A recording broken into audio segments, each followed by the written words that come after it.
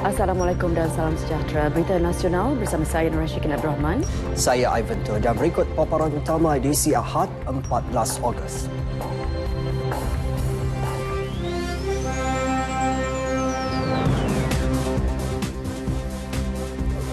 Sistem sewa beli rumah PPR tanpa deposit akan dilaksana. Tindakan beku, sita atau lucut harta menanti pelaku rasuah.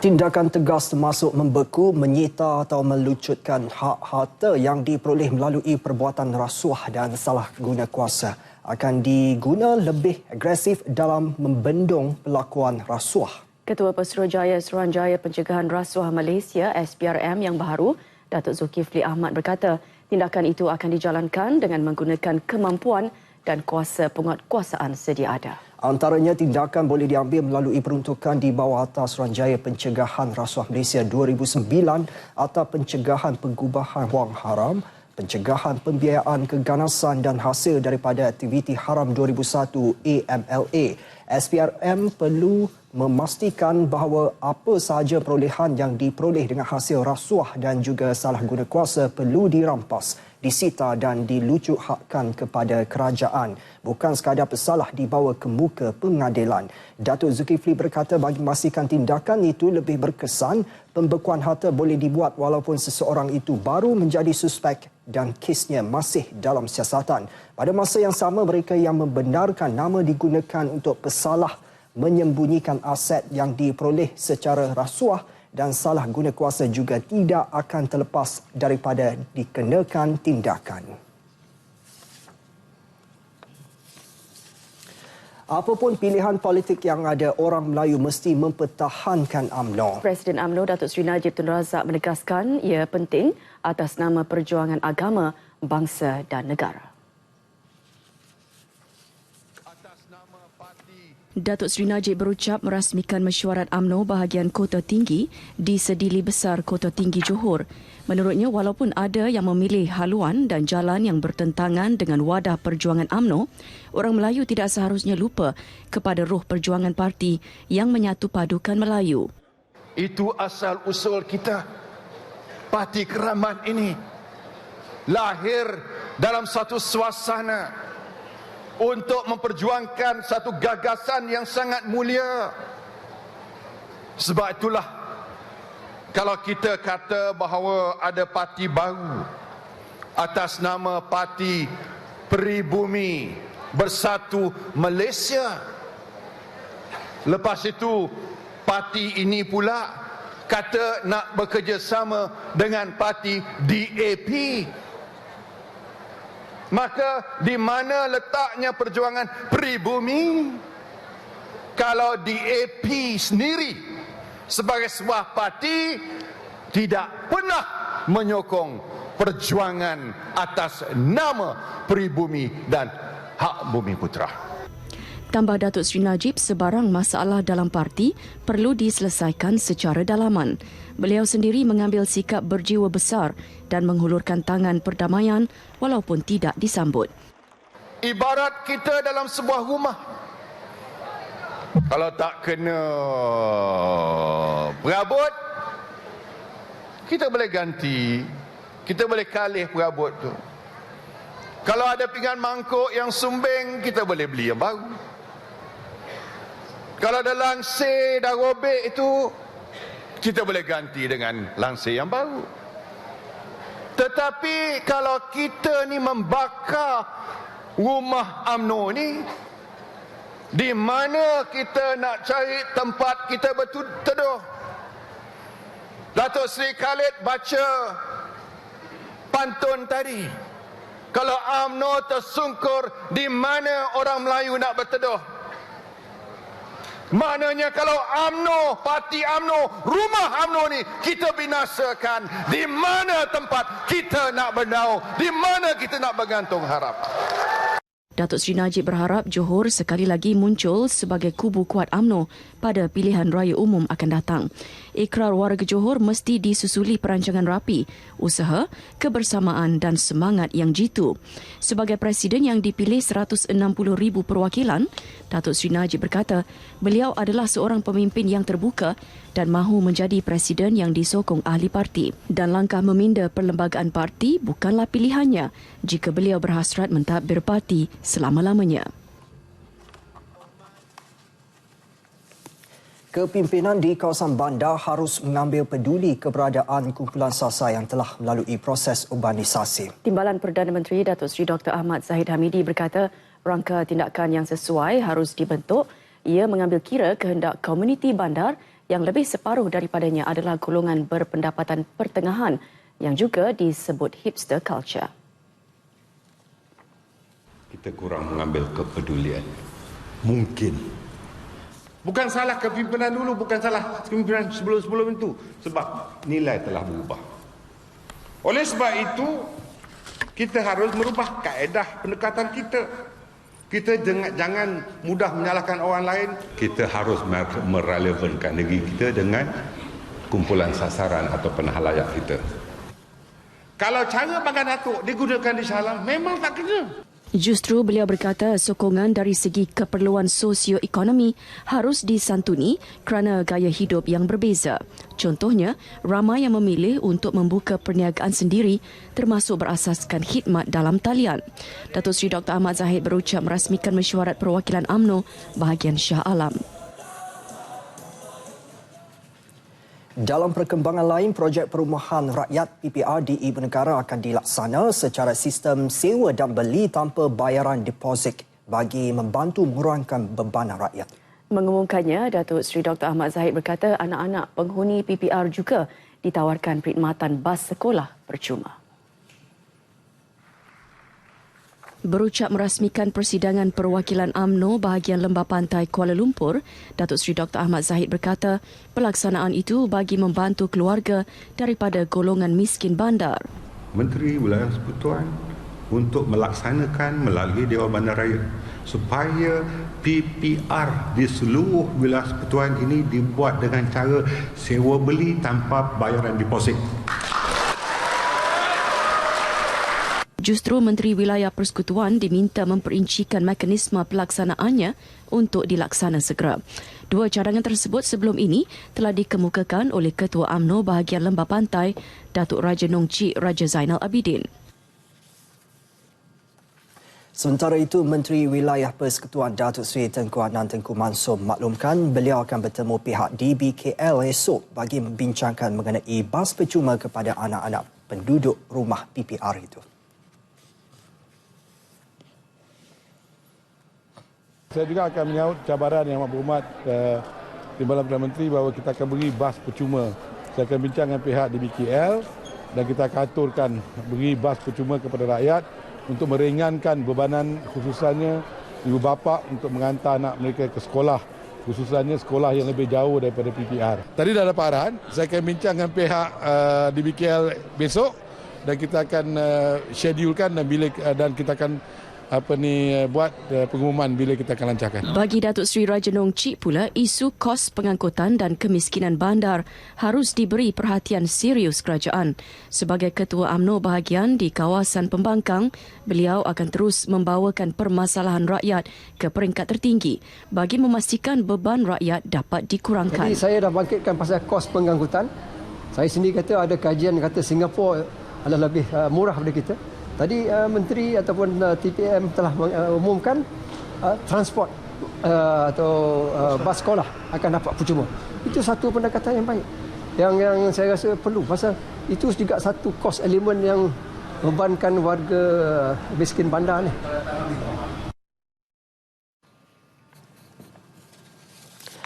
Malaysia berhasrat membincangkan isu keselamatan negara dengan Thailand susulan insiden pengeboman di Phuket. Ke arah itu, Menteri Pertahanan Datuk Seri Hishamuddin Tun Hussein akan menghubungi Menteri Pertahanan Thailand General Prawit Wongsuwon dalam masa terdekat. Ketika ini, kawalan keselamatan terutama di lokasi tumpuan seperti di pusat beli belah dan lapangan terbang terus dipertingkat Kementerian Pertahanan. Kita telah mendapat maklum balas daripada DA kita di Thailand dan hubungan resip di antara Malaysia dan Indonesia mesti terus diperkukuhkan, dan saya telah minta bahawa kawalan kita di sempadan melalui kaedah-kaedah yang sedia ada ini dapat diberi tumpuan. Ini penting kerana perkembangan yang menular di dunia hari ini, khususnya dalam konteks keganasan dan IS. Jangan ingat bahawa kita ini terkecuali daripada ancaman mereka. Datuk Seri Syamuddin juga bakal menghadiri satu mesyuarat bersama Perdana Menteri dan timbalannya bagi membincangkan isu keselamatan negara. Beliau merasmikan persidangan perwakilan UMNO bahagian Segambut di Jalan Duta. Awal pagi kemarin, 2 butir bom meletup selang sejam di Phuket. 2 hari sebelumnya, pihak keselamatan menemui 2 butir bom buatan sendiri di Paradise Market dan Chinatown Market yang kemudian berjaya dimatikan. Masih dengan susulan siri pengeboman di Thailand yang meranggut 4 nyawa dan mencederakan berpuluh-puluh yang lain. Timbalan Ketua Polis Thailand Pongsapat Pongcharen menegaskan kejadian itu jelas mempunyai kaitan. Dalam pada itu, waran tangkap dikeluarkan terhadap seorang lelaki yang didakwa terlibat dengan kejadian itu. Polis dan Kementerian Luar Negara itu sebelum ini tegas menafikan penglibatan serangan pengganas di Hua Hin, Phuket, Panga dan Surat Thani yang terkenal dengan tumpuan pelancong.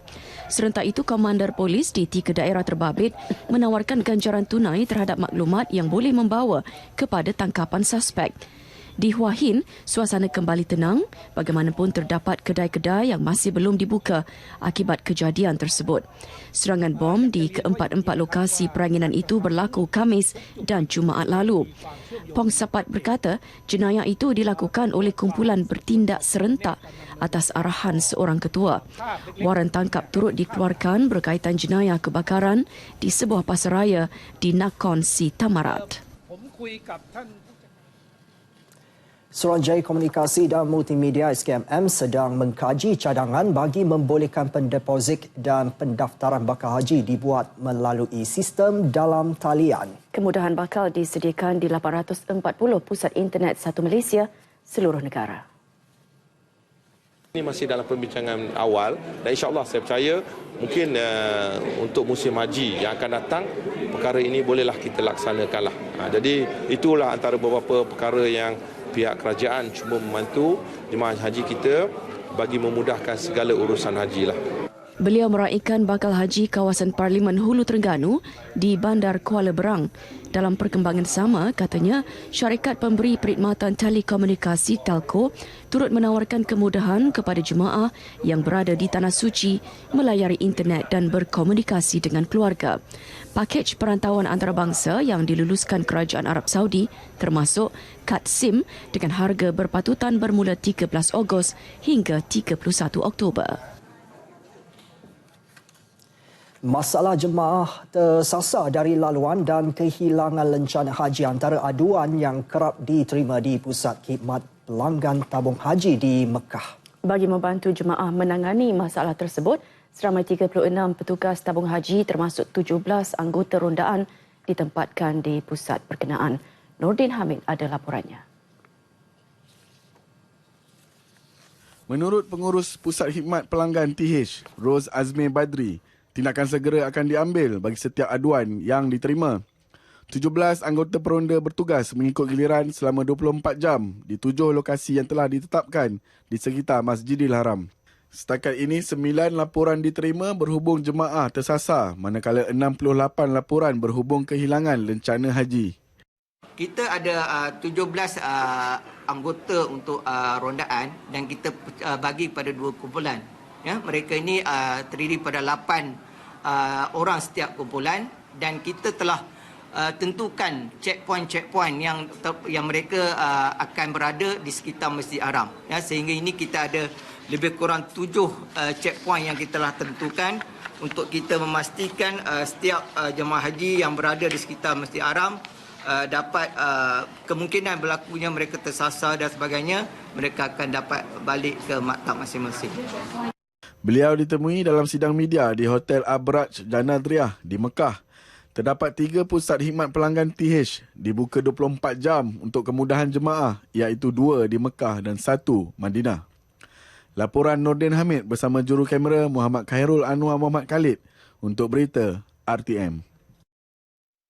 Bapa Kemerdekaan Negara Tunku Abdul Rahman Putra Al-Haj, seorang negarawan ulung yang cukup disanjung tinggi ekoran usaha kerasnya membawa kemerdekaan kepada negara melalui rundingan tanpa tumpahan darah. Semua rakaman peristiwa bersejarah negara itu beserta koleksi gambar-gambar almarhum ketika hayatnya disimpan rapi di Memorial Tunku Abdul Rahman yang terletak di Alostar, Kedah. Terletak di Jalan Menteri berhampiran Wisma Darul Aman Alostar, bangunan Memorial Tunku Abdul Rahman ini pada asalnya merupakan rumah pengurus Bank Standard Chartered. Ia kemudian diambil alih oleh Kerajaan Negeri Kedah sebelum diserahkan kepada Museum Negeri Kedah. Pembukaannya pada 29 Ogos 2001 disempurnakan oleh Sultan Kedah, Tuanku Abdul Halim Muazzam Shah. Menariknya, majoriti daripada 124 keping gambar-gambar bersejarah di sini tidak ditemui di tempat lain. Yang kita pamerkan di sini merupakan gambar-gambar yang tidak terdapat di mana-mana Memorial Tunku, seperti di Kompo, supaya kita berhasrat supaya tidak menjadi pendua kepada muzium-muzium lain, yang mana kita mempamerkan sesuatu yang unik berkenaan Tunku lah di sini, satu-satunya yang ada di Memorial Tunku Abdul Rahman Alostar. Ruang pameran di memorial ini dibahagikan kepada beberapa bahagian termasuk kerjaya Tunku, pendidikan, aktiviti sukan dan kegiatan sosial yang disertai. Juga mengenai keluarga beliau, turut dipamerkan pemberontakan komunis dan proses perjuangan menuntut kemerdekaan. Saya datang sini, banyak pengalaman yang saya dapat. Antaranya saya dapat mengetahui dengan lebih mendalam tokohnya, iaitu Tunku Abdul Rahman. Selain itu, saya juga dapat mengetahui perjuangan dia sebelum ini, jasa-jasa dia. Jasa Tunku terlalu banyak menyumbangkan pelbagai macam mana cakap, pelbagai intipati ya. Dia seperti sanggup pergi ke London untuk membebaskan negara kita daripada penjajah. Memorial ini dibuka setiap hari bermula jam 10 pagi hingga 6 petang kecuali hari cuti umum di Kedah. Bergabung tenaga 10 pakar perubatan dan 40 sukarelawan menawarkan khidmat perubatan dan kaunseling secara percuma kepada golongan gelandangan. Wartawan Dian Fatihah Makno merakamkan usaha mulia yang dijalankan menerusi klinik bergerak yang dinamakan Klinik Bergerak Teddy. Klinik Bergerak Teddy diasaskan oleh Dr. S. Madusudam dan mula beroperasi pada Ogos 2015 atas rasa tanggungjawab untuk membantu golongan yang memerlukan secara percuma tanpa mengira agama dan bangsa atas semangat satu Malaysia. Memilih 2 lokasi untuk beroperasi, iaitu di hadapan Kolej Segi Jalan Lekiu dan Masjid Negara. Klinik bergerak ini beroperasi setiap hari Rabu bermula jam 9.30 malam. Dr. Madusudam dibantu 4 hingga 5 orang doktor pelbagai kaum bagi setiap lokasi yang terdiri daripada doktor dari hospital kerajaan dan swasta yang berkhidmat secara percuma. Kita sebagai doktor, kita tak boleh nampak, tak boleh tengok rasis. Yang saya boleh cakap, semua kawan-kawan kita yang volunteer sini semua colourblind. Kita tak kira orang Cina ke, Melayu ke, India ke atau foreigner pun kita rawat macam biasa. Ada yang seseorang itu memang tak ada dokumen pun kita merawati mereka sebagai pesakit je. Mereka juga dibantu sukarelawan daripada pelbagai profesion termasuk jurutera, guru, peguam dan pensyarah IPT. Setiap kali beroperasi, mereka mampu merawat kira-kira 40 orang pesakit yang terdiri daripada golongan gelandangan, sekitar ibu negara dan golongan miskin bandar. Kebanyakan orang ini mereka rasa mereka perseorangan, mereka tak ada niat nak hidup lagi. Ada seseorang itu memang dah lose hope dah. Mereka rasa okey, tak ada guna. Okey, memang tak ada orang suka pada kita. So, kita nak tunjuk kepada mereka memang ada orang yang tak tunjuk kasih kepada mereka. Masih we are still there to care for them. Kira-kira 10% pesakit yang datang mengidap penyakit kronik, manakala 2% lagi mempunyai masalah mental dan memerlukan khidmat kaunseling. Bila saya datang bekerja dengan mereka ataupun berkhidmat dengan mereka, apa yang saya belajar adalah kita semua colour blind. Kita tak membuat khidmat atau pertolongan mengikut bangsa atau agama. Kita tidak mengambil kira semua itu. Kita ni semua, saya dari kecil lagi pun dah ada kawan yang lain bangsa. Sebenarnya saya pun tak kira saya sendiri seorang Cina ke Melayu. Saya Malaysia, tu je.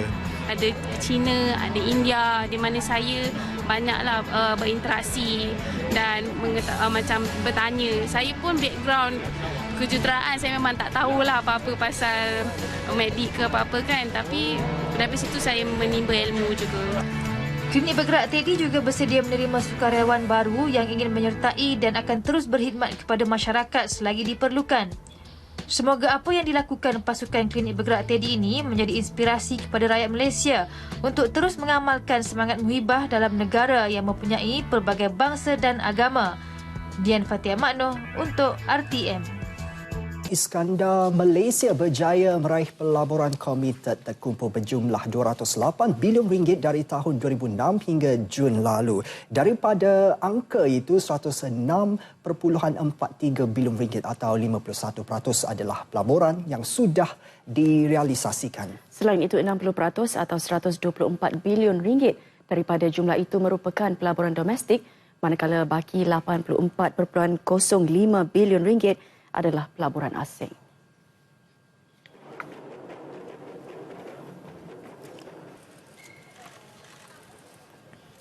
Datuk Seri Najib yang juga pengurusi bersama pihak berkuasa wilayah pembangunan Iskandar Irda menjelaskan Iskandar Malaysia merupakan contoh pembangunan terbaik melibatkan sesama awam dan swasta yang diyakini akan terus menarik minat pelabur domestik dan asing sekaligus bergerak mengikut perancangan ke arah mencapai status metropolis antarabangsa menjelang tahun 2025. Is a leading example of a public-private partnership, the collaboration between Iskandar Waterfront Holdings and Greenland Group with strong support and cooperation by federal and Johor state governments and IRDA. Iskandar Malaysia is on course to achieve its vision of becoming a strong, sustainable metropolis of international standing by 2025. While there are many different examples of smart cities around the world, I'm sure that Iskandar Malaysia will set a new blueprint for sustainable and successful urban development. Datuk Seri Najib berucap melancarkan Iskandar Malaysia Greenland Smart City Experimental Centre Smart XP di Helios Cove, Permasjaya, Johor Bahru. Hadir sama Ketua Eksekutif IRDA, Datuk Ismail Ibrahim dan Naib Pengerusi Eksekutif Kumpulan Iskandar Waterfront Holding Sendirian Berhad, Tazri Lim Kang Ho. Perkhidmatan kaunter perkhidmatan pelanggan sektor awam 1 Malaysia atau OneServe yang diperkenal menerusi NBOS mencatatkan 297,667 transaksi melibatkan 11 agensi setakat bulan Mei tahun ini. Antara agensi terlibat termasuk Jabatan Pendaftaran Negara dan Jabatan Imigresen dalam usaha mengurangkan masa menunggu dan menawarkan perkhidmatan lebih baik kepada rakyat. Inisiatif OneServe menawarkan garis panduan asas kepada petugas hadapan agensi kerajaan bagaimana melayani pelanggan dengan mesra dan cermat untuk meningkatkan keberkesanan penyampaian perkhidmatan sektor awam menerusi konsep kaunter sehenti. Pegawai perkhidmatan pelanggan diberi latihan menerusi jaringan kolaborasi strategik dengan agensi swasta termasuk perkongsian amalan terbaik. Latihan diberi menggunakan 3 pendekatan iaitu dari segi modal insan, teknologi dan proses termasuk cara untuk berdepan dengan orang kurang upaya, warga emas dan ibu mengandung. Kita ada macam mana cara untuk menjawab telefon, kita ada macam mana cara untuk membalas email, kita ada macam mana kita nak buat rebuttal di dalam social media. Sebab hari ini channel of communication di dalam perkhidmatan awam tu pelbagai. Antara 8 ciri-ciri kecemerlangan petugas barisan hadapan OneServe termasuk senyum, mendengar, memahami pelanggan, pantas dan cekap serta mencari penyelesaian masalah. 3 lagi kaunter OneServe akan dibuka penghujung tahun ini di JPA Putrajaya, Pusat Transformasi Bandar UTC Sungai Petani Kedah dan UTC Ipoh Perak. Ringgit dijangka mengukuh minggu depan berbanding dolar Amerika susulan pemulihan harga minyak mentah. Ia sekaligus mendorong sentimen positif dalam pasaran. Hong Leong Research dalam notanya berkata, berdasarkan perbandingan mingguan, mata wang tempatan mengukuh 1.2% kepada 4.0045 berbanding dolar Amerika. Ringgit dijangka tinggi berbanding 9 daripada 10 mata wang G10 disokong oleh minat untuk mengambil risiko yang semakin meningkat. Harga minyak akan meningkat dan potensi pengelakan risiko ke atas dolar Amerika menjelang mesyuarat jawatankuasa pasaran terbuka Persekutuan FOMC minggu depan. Ringgit dijangka berlegar dalam lingkungan 4.00 dengan peningkatan dijangkakan disekat pada 4.01.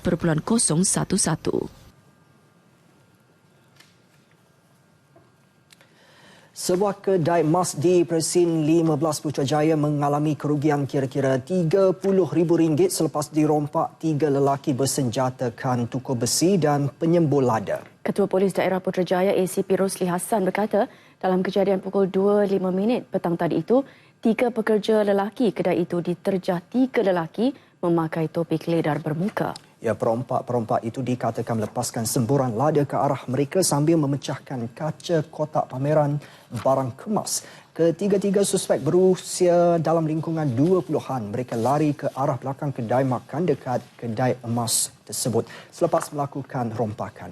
Hasil siasatan mendapati sebuah kenderaan Alphard berwarna putih diletakkan di kawasan berhampiran. ACP Rosli berkata ini merupakan rompakan pertama membabitkan kedai emas di Putrajaya. Kes disiasat mengikut Seksyen 195 dan 397 Kanun Keseksaan kerana melakukan samun menggunakan senjata secara berkumpulan.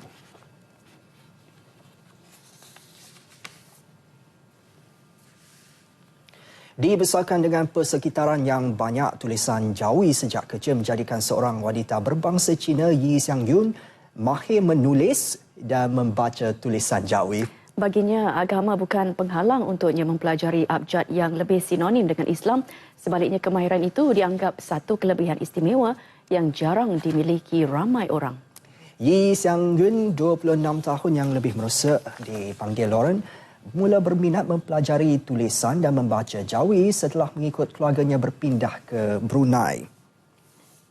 Ketika itu usianya baru 5 tahun dan Lauren berjaya menguasai kemahiran Jawi hanya dalam tempoh 2 tahun. Tambahan pula sistem pendidikan di negara berkenaan mewajibkan semua pelajar mempelajari tulisan Jawi. Namun beliau mampu mencapai keputusan cemerlang dalam setiap peperiksaan. 7 tahun di Brunei, kemahiran itu terus diasah.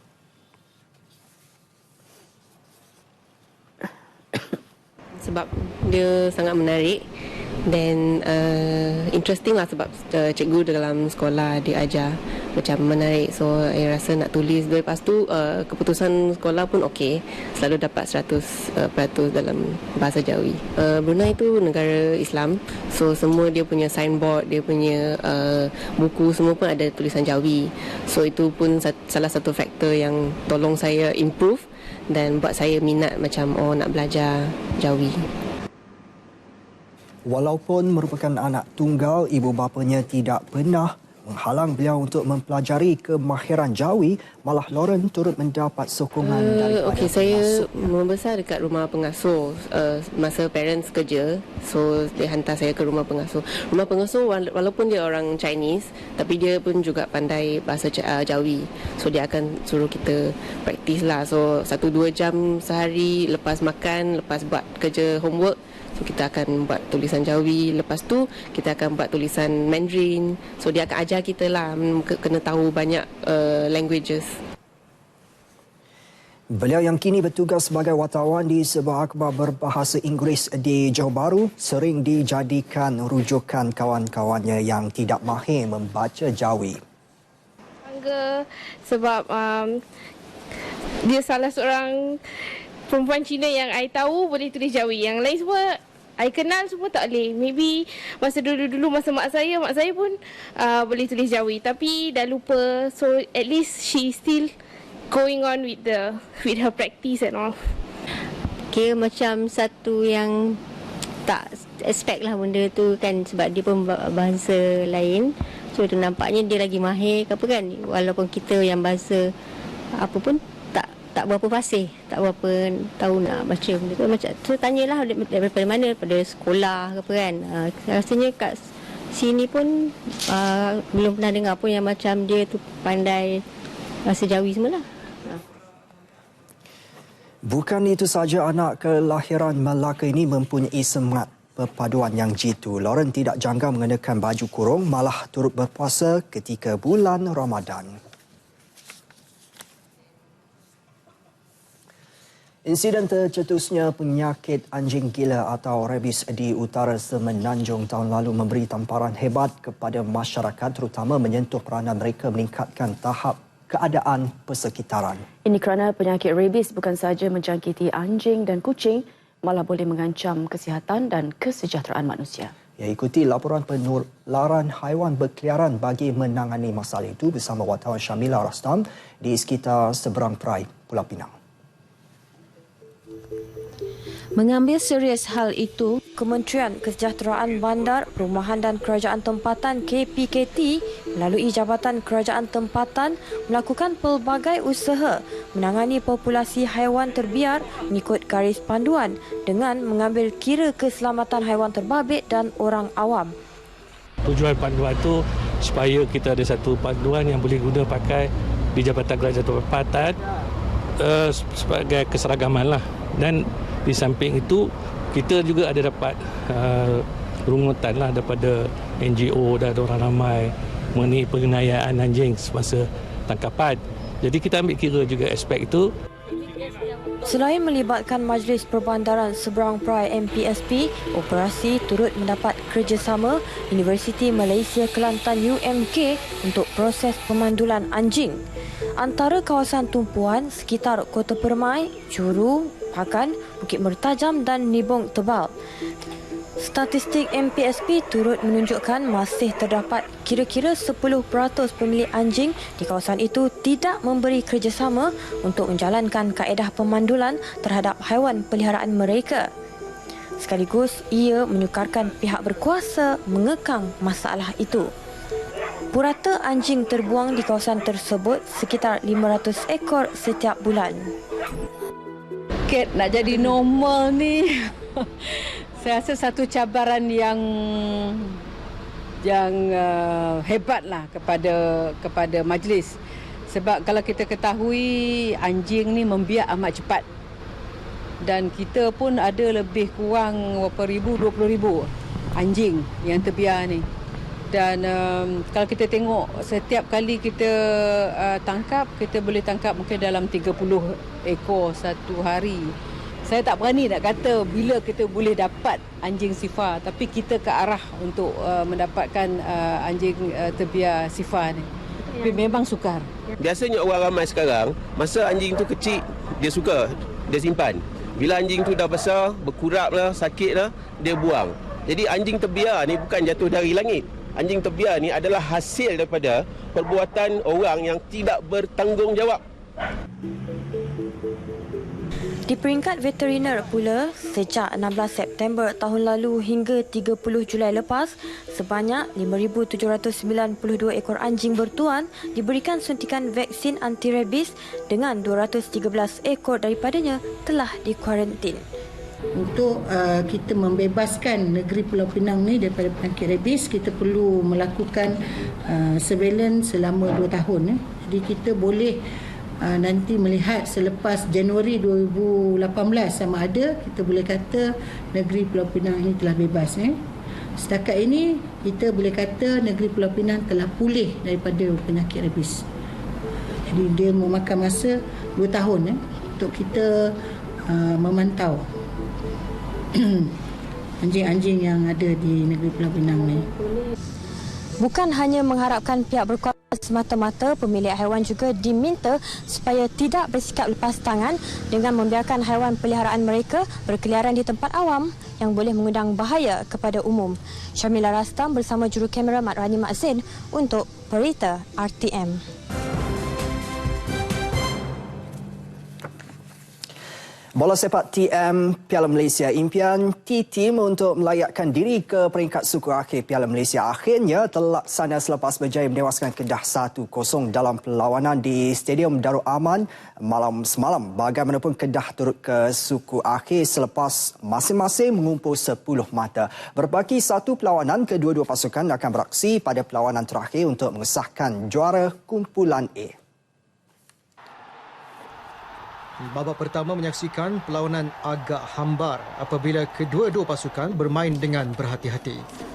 Masuk babak kedua, perlawanan agak menarik dengan banyak serangan dilakukan. T-Team yang mendapat sepakan percuma di luar kotak penalti menggunakan sepenuhnya peluang tersebut apabila Maiga Abdulova Yusof berjaya menewaskan penjaga gol Muhammad Ifwat Akmal. Kedah yang ketinggalan mula melancarkan serangan bertali arus ke kubu pelawat. Peluang untuk menyamakan kedudukan hadir pada minit yang ke-69. Namun gagal dimanfaatkan Smells Shane Edward apabila bola rembatannya tersasar.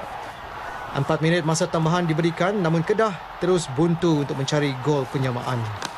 Tamat perlawanan, tuan rumah Kedah 0, T-Team 1.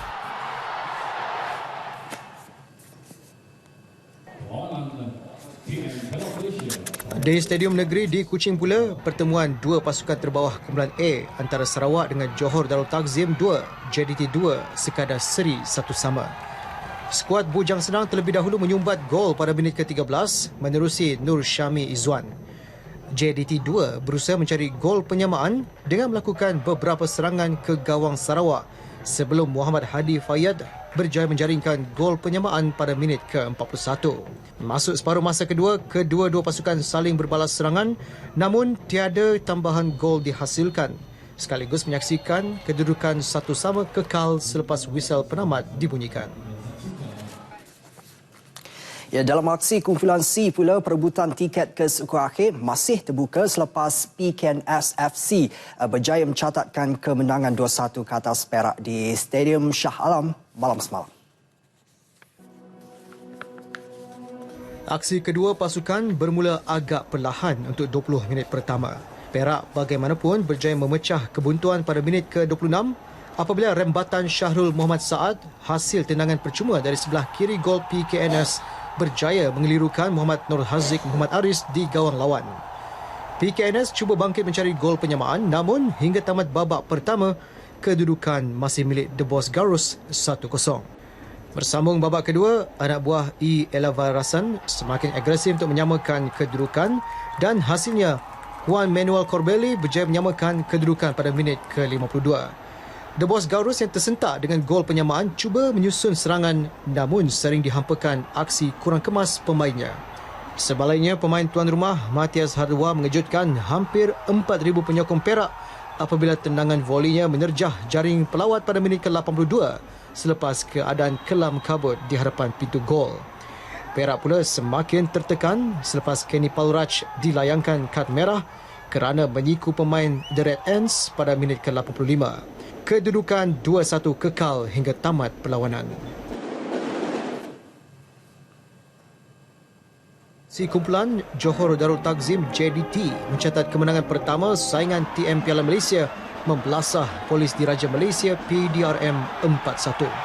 Sekaligus menyaksikan peluang JDT untuk mara ke suku akhir masih terbuka.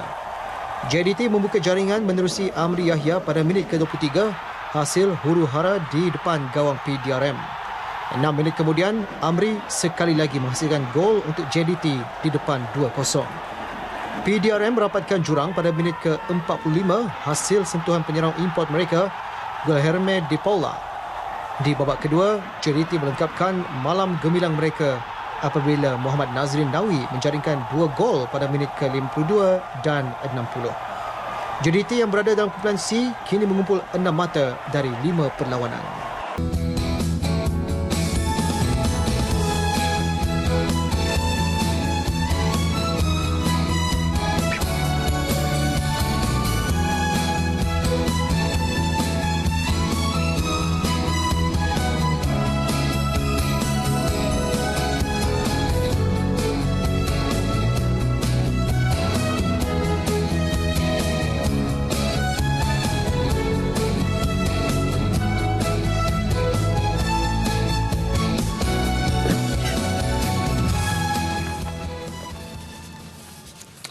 Lebih 80 peserta kursus pengurusan dan kepimpinan Jurusan AMLP diberi peluang menyertai program menembak di lapangan Sasa di Kamp Perdana Sungai Besi. Program bertujuan memberi pendedahan dan pengalaman baru kepada peserta kursus bagi merasai sendiri aktiviti penembakan dengan menggunakan senjata api.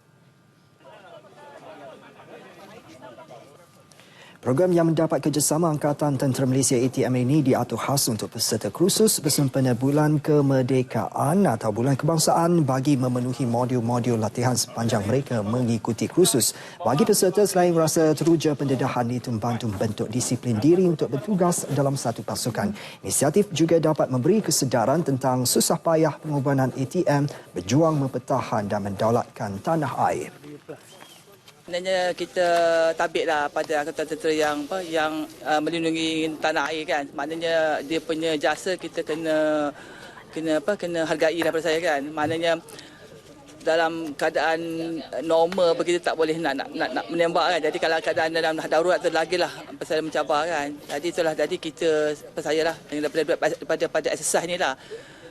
Kita nampak susah sebenarnya untuk dia melaksanakan tugas dia. Sebesar hama pun tak boleh compare dengan apa yang kemampuan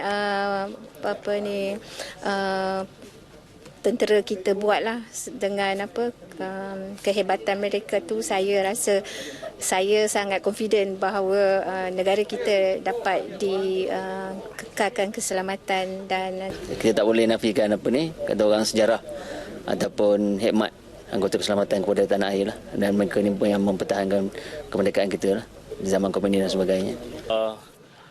Setulus hatilah terima kasih yang tidak terhingga kepada anggota-anggota sambar kita yang telah menyambung nyawa untuk mempertahankan negara ini, dan tidak ada kata-kata lah yang dapat menggambarkan rasa terima kasih kita di atas kesanggupan mereka untuk memastikan seluruh rakyat Malaysia ini berada dalam selamat dan terpelihara daripada musuh-musuh negara.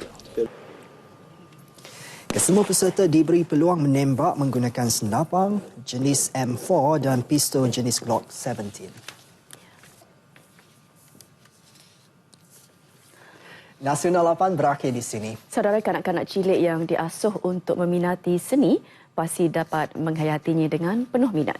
Ya, kami tinggalkan anda dengan persembahan sekumpulan pelajar sekolah Sri Cempaka Ceras mainkan rangkaian lagu Lenggang Kangkung, Chan Malichan dan Rasa Sayang secara medley melalui alat muzik hub. Dengan itu, Assalamualaikum. Salam sehat istimewa.